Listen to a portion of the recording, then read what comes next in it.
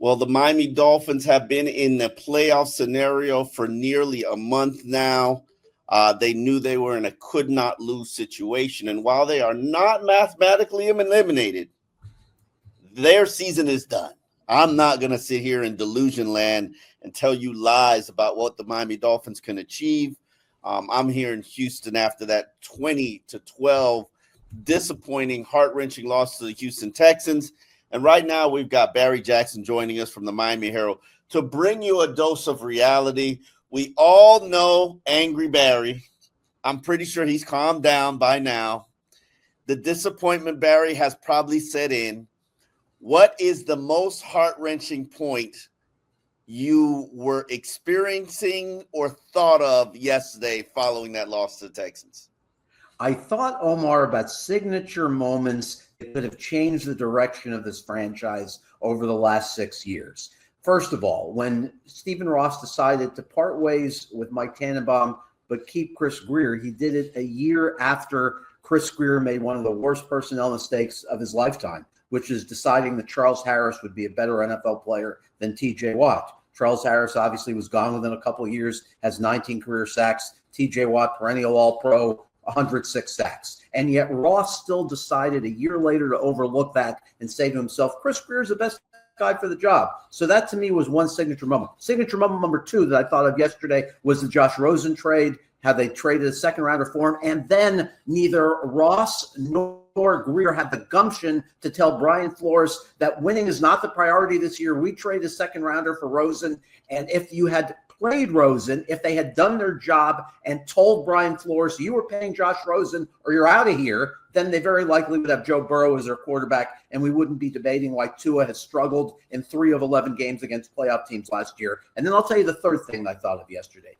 The third thing was all the areas that they have regressed were so avoidable. They've gone from the best running team in the league, 5.0 per carry last year, Omar, best in the league. They woke up this morning, 3.9. Only the Raiders are worse. And this was so avoidable if they had just not laughed off the media's concerns about the interior of their line and actually had gone out and find better guards and not said, you know what, Rob Jones, Liam Eichenberg, we're fine. Totally avoidable. And even though their defense was good yesterday, obviously there's been a regression against the run. That also avoidable if they hadn't gone out in March and instead of signing an adequate replacement for Christian Wilkins, that brought us a bunch of Neville Gallimores and Tierre Tarts and Benito Jones. And they didn't even sign Campbell until you kept banging the drum for it. And they finally got around to that in May. So a lot of these were unavoidable. And my final conclusion was this, and then I'll give you the floor. As you know, because you and I have discussed this on air and off, unlike some others in the market, I've held off on saying this rebuild or tank or whatever you want to call it has been a failure. I thought they made the playoffs the first 2 years of the Tyreek Hill era, which was really the win-now era of Dolphins football. So I wasn't going to call this a failure. I think we have enough evidence now where you can definitely make the case that it is a failure. When you go over the course of 2 years, 2-11 against playoff teams, it would have been 1-12 if the Rams hadn't moved into first place over Seattle in the NFC West last night. When you have that body of work against playoff teams, outscored by 166 in those games, that's more than enough to tell you that in year 6 of this rebuild, it has failed. So are you at the point now where you say this has been a failure? We can now definitively say that. I think I was at that point probably a month ago when I wrote a column in the Miami Herald saying, even if our best case scenario plays out and you win 10 games, you are going to get pimp slapped in the first round of the playoffs by no matter who you play. Then the reality is, and Barry, this is a longstanding philosophy that I've always had about NFL franchises and NFL teams, and primarily built off 16 years of covering the Dolphins. Your team will only be as good as your offensive line, and your offensive line will only be as good as your weakest link. When you have injuries that are always the case, will not consistently be the case in December. When you have injuries to your offensive line, it drastically impacts your performance. And I'm glad you brought up the running game, which I've been obsessed with since it started dipping. They're at 3.05 yards per carry, which I'm quite surprised. Over these past 6 weeks, 3.9 for the season, but 3.05 over the past 6 weeks when it's just a debacle. Yes, I'm surprised it's over 3. I'm pleasantly surprised it's over 3 because it's been that bad. And yes, you are the second worst rushing team in the NFL.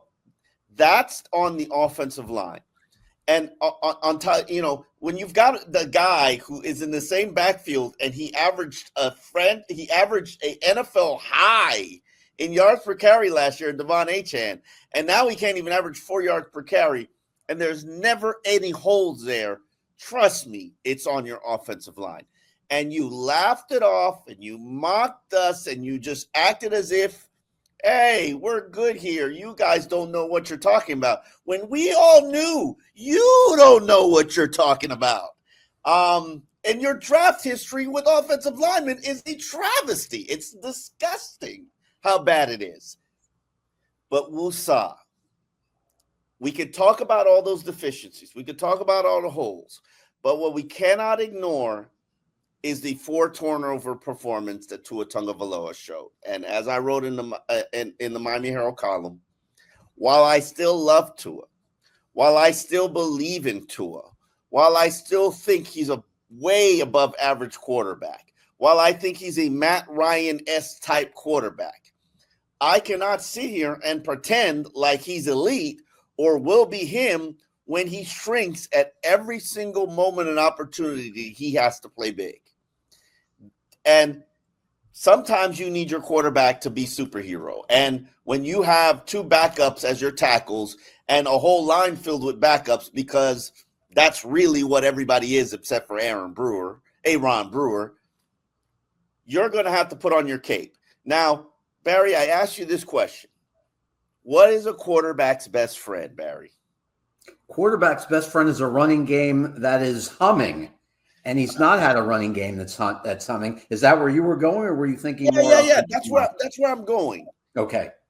And he doesn't have it. He hasn't had it at all. And look and also on the point you made about coming up big in big moments, I will give him this. He did lead the game-winning drive against Dallas last year. He played well, obviously, in the 30-27 loss in Buffalo in November after returning from the concussion. He was very good in the second half against Green Bay. They only scored 3 points in the first half, but he was pretty good that night. So give him that. The problem is this, Omar. Can't give him Green Bay. Red zone opportunity. Right. I was talking about Green Bay. I'm sorry if I didn't say Green Bay. So give him those 3 games. The win against Dallas last December, the performance in Buffalo 30-27 loss in November, and the Green Bay loss where he played well, threw for over 360 yards. Now, that's 3. But you have 8 other games against playoff teams where he wasn't nearly good enough in the last 2 years. 1-10 is to his own record as a starting quarterback against teams in playoff position over the last 16 months. And you look at those games, he wasn't dismal in all of them, but he simply didn't do enough in any of the other 8. And if you want to go over those games super, super quickly, they scored 17 against Philly. That Sunday night game, he was okay, not great. And game interception.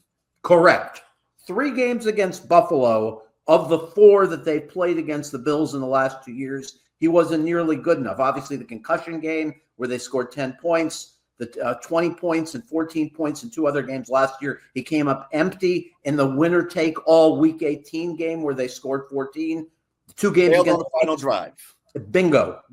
2 games against the Chiefs last year. 14 points in Germany, 7 in subarctic conditions in January in Missouri. And finally, Baltimore last year in that blowout, obviously their defense was to blame for allowing 56 points. They scored only 19 that day. And then of all of these 8 losses against playoff teams, the 12-point production and the debacle we saw yesterday in Houston might have been the worst. And it was surprising in the sense that, weather was not a factor, obviously, because you're playing inside a dome. It was hot as hell. Right, exactly. And B, this had been the longest streak without an interception to his career, 206 throws. He had played so well. So I could have understood yesterday if he wasn't great, if he was merely good. But the fact that he was awful is only going to feed the offseason of narratives, which are now true. It's not if it's true that he cannot consistently beat winning teams, which reinforces the notion that you and I have had for years, that even though he's a good quarterback, everything around him must be great. And the problem is you have a general manager who's not capable of making everything around him great. So therein lies the problem and why the Dolphins seem doomed to another quarter century of being in this position of being, a 6-9 win team. So you're still committed to Tua after yesterday. I guess first of all, there's no other option, and he's still an above average NFL quarterback. He's still above average quarterback. The Atlanta Falcons made it to a Super Bowl. Matt Ryan with a run game, a good offensive line, a respectable defense. Listen, yes, 4 turnovers is bad. Offensive line, it was a jailbreak blitz. Like, what do you want him to do? Everybody was all over him. Eichenberg let somebody in his face. He avoids that one. Next, he's blindsided by Jackson Carman's man. It happens. The interception, the first one, Tyreek runs a bad route. Let's be real about it. Tyreek runs a bad route. We've seen Tua throw that pass directly at his safety. We're thinking, what the heck is going to happen? So all of a sudden, the speedy wide receiver skirts right in front of it, catches the ball.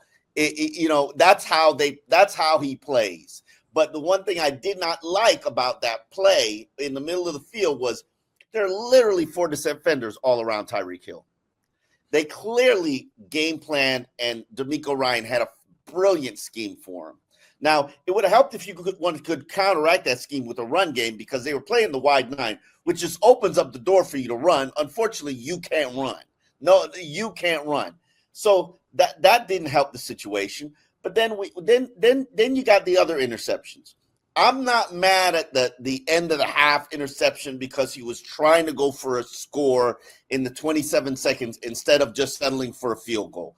This is how winning teams play. Your head coach is aggressive. Okay, it was a boo-boo. We made a mistake there. But the sideline pass to Tyreek on the final 2 minutes, that was just a great play by a defender. Tyreek had that ball in his mitts, in his hands, and basically got it stolen from him. What do you want Tua to do? And I know Tua takes the blame and says he should have thrown it further. And that's what Tua is going to do. Good quarterbacks, they fall on the sword. Tua, I watched him after the game in the locker room. He was the last guy there. Clearly depressed, clearly disappointed. I'm sure he's going to be all sad while he counts his money, because it is what it is. The question is, how do they get to the next level? And, and what do we need to see in these final 3 games? I am at the point right now, Barry, where, and as much as I love Teron Armstead, and I do love Teron Armstead, he's probably one of the greatest leaders I've ever seen in a Miami Dolphins uniform. I don't have any desire to see him anymore for the rest of the season. And you know why? Because I need to know what Patrick Paul is. And I need to be able to assess and evaluate to see if there's upside there, or if he's my next future right tackle as opposed to my future left tackle. He has to play. I don't care how you construct it. He has to play. And also, we probably need to move on to invest in some of the younger people, because at this point, now it's important to win the game because you want to continue to produce a winning record. That's going to be important for everybody's future. But I need to see younger players play.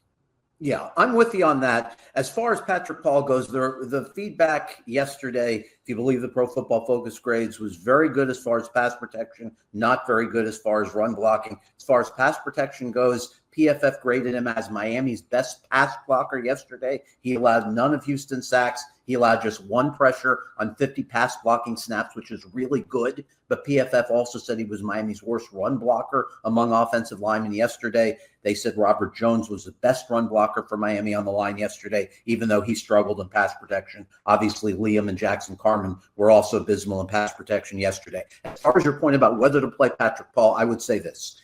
If Teron is healthy enough to play this week, I would play Teron if Denver beats the Chargers on Thursday.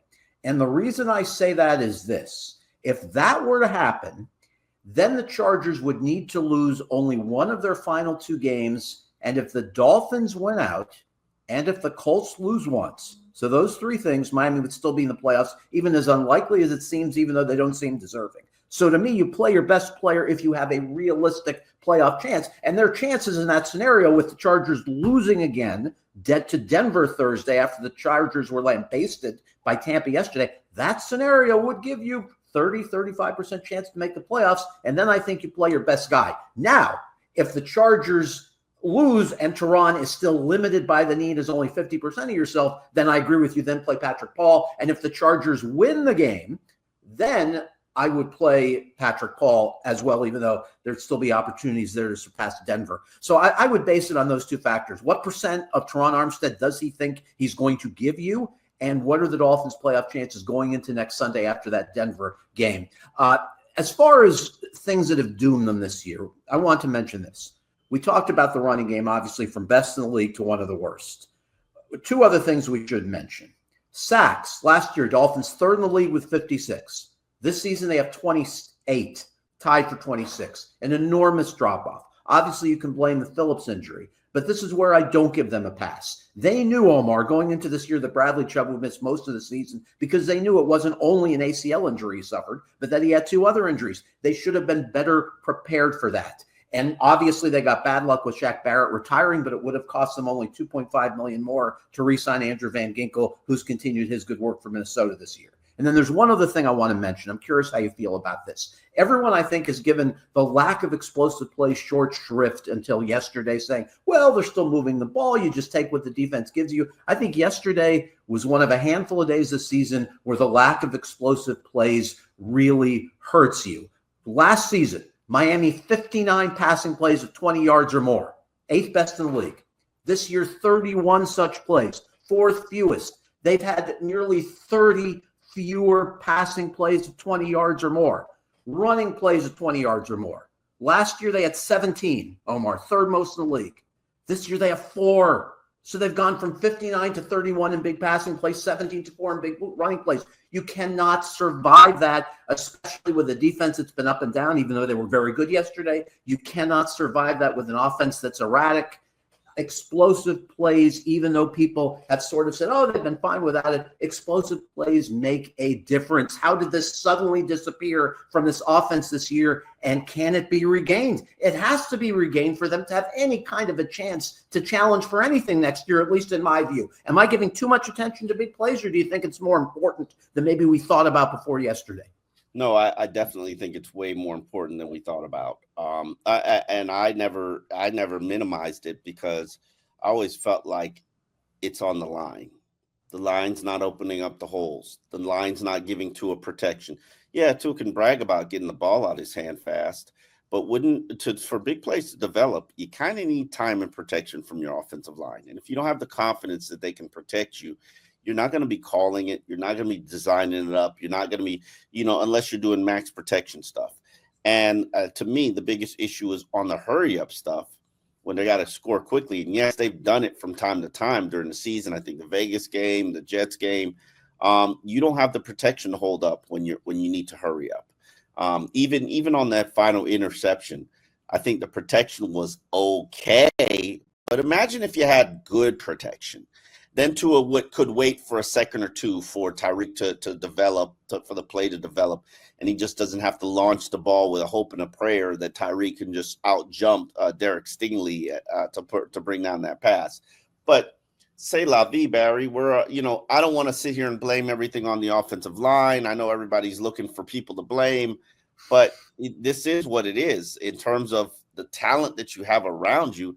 Is not good enough, and it has never been good enough. And that's my biggest indictment. Unfortunately, I think we're at the point where both you and we don't have the confidence that this organization is going to do anything to change that because they're comfortable or scared of doing a coaching search. I mean, a GM search, or don't know what that means as far as a coaching search. I can tell you right now, Barry, you know what scares me to death? To death.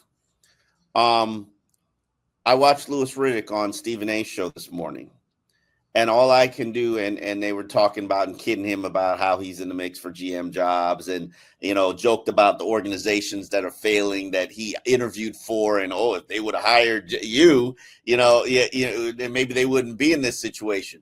And maybe some of his arrogance is what's held him back in these prospects. I mean, he's a media guy, but so is Lynch when he got hired by the 49ers. My fear is that Louis Riddick, who I think is a shining star, will go to the Jets and build a respectable organization for the Jets. And then you're going to have to deal with them and the team that he builds.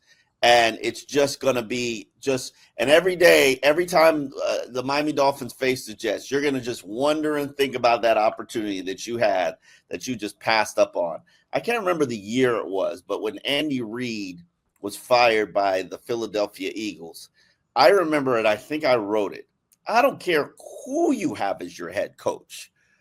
Fire him and go get Andy Reid, because clearly this guy is very good at his job and can build you a really healthy, sustainable franchise and organization. And I'm at that point with Louis Riddick, and I've always been obsessed with Louis Riddick, going back from probably a decade. I'm at that point with Louis Riddick where I'm like, I don't want to miss out on that opportunity. And I don't want that I don't want Louis Riddick in my division and me having to play a team that he builds. No, I don't want that. But you know what? Unfortunately, I think the Dolphins are happy and, more importantly, comfortable with their mediocrity. And that's just the harsh reality that I got to tell Dolphin fans. This organization would be far more comfortable staying status quo, and status quo is going to lead you to status quo results, unfortunately. Right. I had a couple of thoughts. I hold your high regard for Louis Riddick as well. That being said, there's no way of knowing how any executive or guy with football experience is going to do as a general manager until he's actually making the picks. So he's got a perfect record until he makes the picks. All that being said, I would take a chance in him. I think he's a very sharp football mind. With regard to Ross making a change, I wouldn't rule it out, because I think there's going to be so much public pressure, and at some point Ross can't keep his head in the sand forever and has to acknowledge all the mistakes being made. There are two things that would concern me, or three actually, with regard to whether Chris Grier would be back, if you're looking for a change there, which most Dolphins fans are. One is Ross obviously thinks very highly of Chris Grier. We know he loves him as a person. We know he thinks he's done a generally good job. Second of all, and I don't mean this at all as an insult towards Steve Ross, but generally older people tend to like stability. Older people more resistant to change. The question is, at 84, is Steve Ross going to be more likely to blow it up and undertake a large search for a new general manager? That's typically not the case with older people in all industries, executives who are older into their 80s. It's just a human characteristic. As you get older, you're more content with stability. Hey, the man got divorced 2 years ago, Barry. Clearly, the man got divorced 2 years ago, Barry. Clearly, he's not opposed to change. Okay. Okay. And then I point to this too. I want to make one final point with regard to what Greer can say to defend himself. If he and Steve Ross have a meeting where his job is at stake, Chris Grier, Omar, I think has a yeah, but to everything. If Steve Ross says our offensive line wasn't good enough, the yeah, but could be, yeah, but look at all the good things I've done with this year's draft with Chop Robinson. Patrick Paul's going to be a good left tackle. If Steve Ross says the pass rush isn't good enough and even knows to ask, why did you pick Charles Harris over TJ Watt? Why didn't you re-sign Van Ginkel? Chris Grier can say, yeah, but we didn't expect Jalen Phillips to be hurt, and Chop Robinson's been very good. If he complains about other aspects of the roster, he can always say, well, I brought you Kader Kohu. I brought you Zach Sealer. I uncovered all these gems. So there are always going to be enough yeah buts from Chris Grier. Because he hasn't been thoroughly incompetent, he can always have a comeback to counter virtually everything. And then Steve Ross will say, you raise a point. Come back for another year.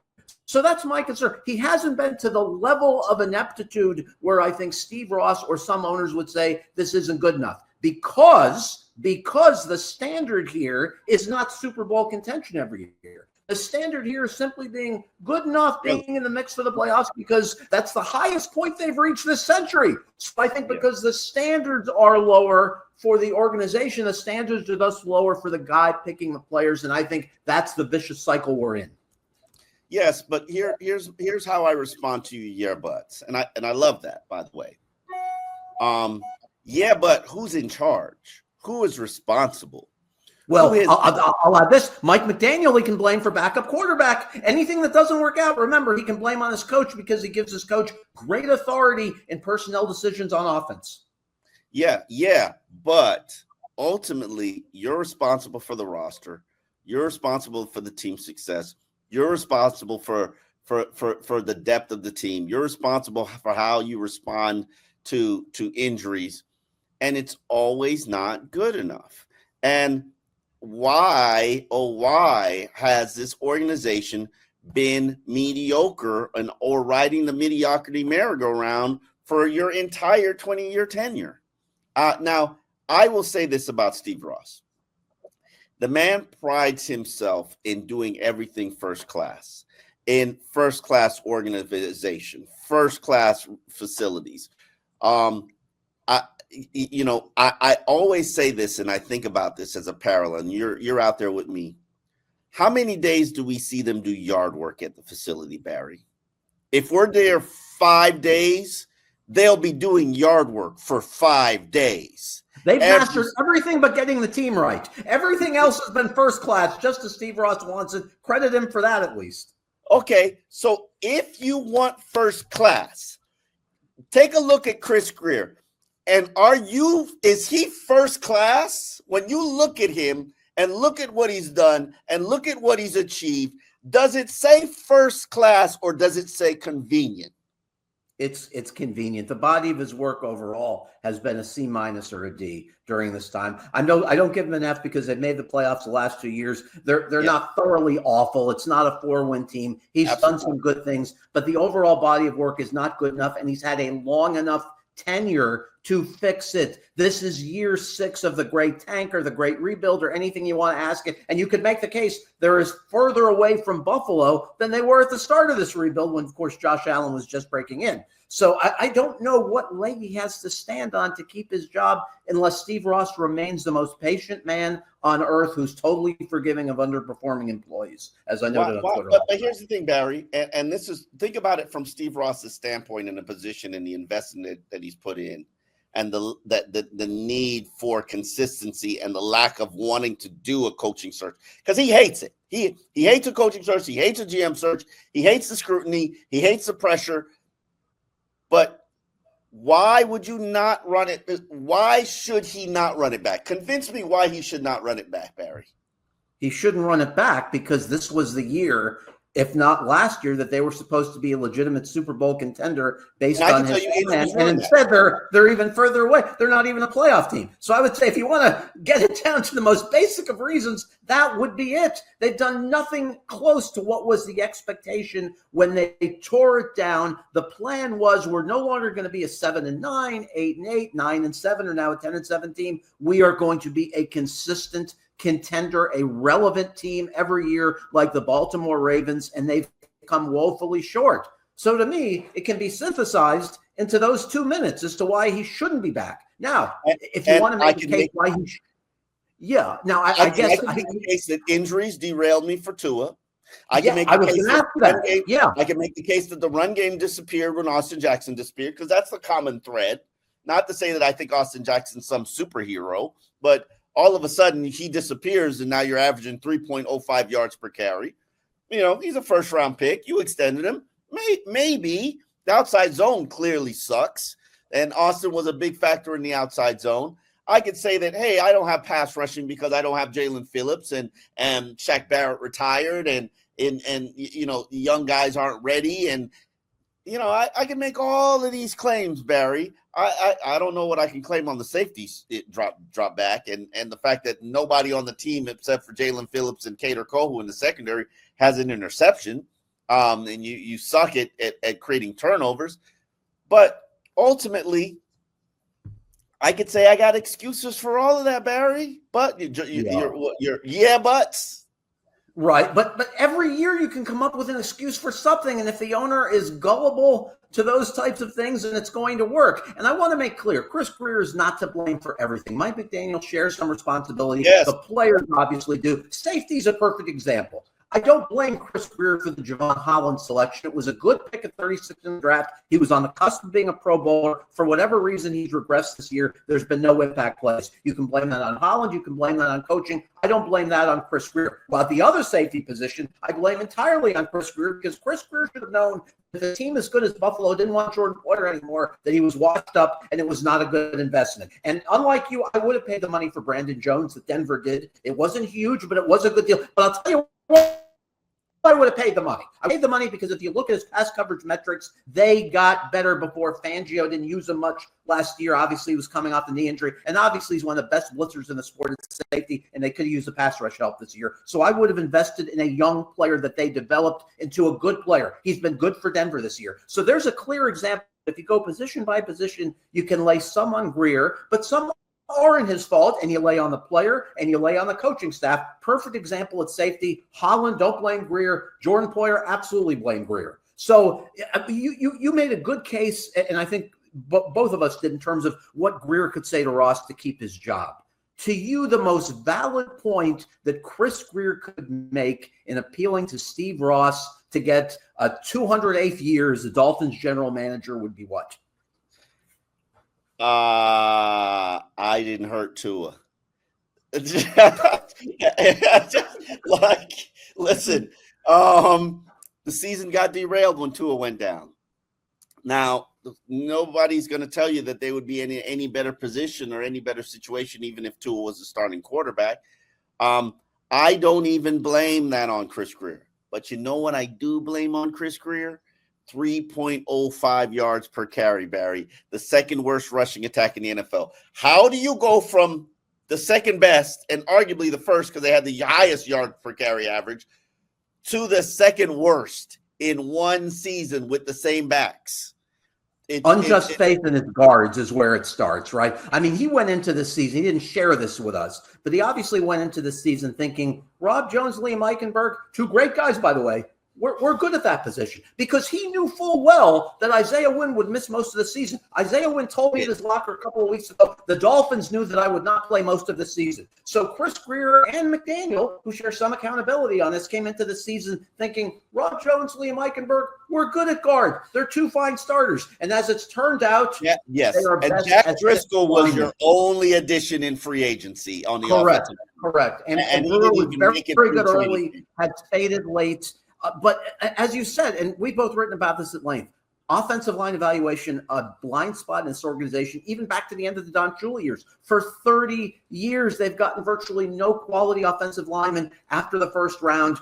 There have been a few exceptions, obviously, over the last 26 years, but very, very few. I did a study about that. And even something as simple and factual as whether Connor Williams was a good player last year, we can't even get Greer to agree on that. And just give that context.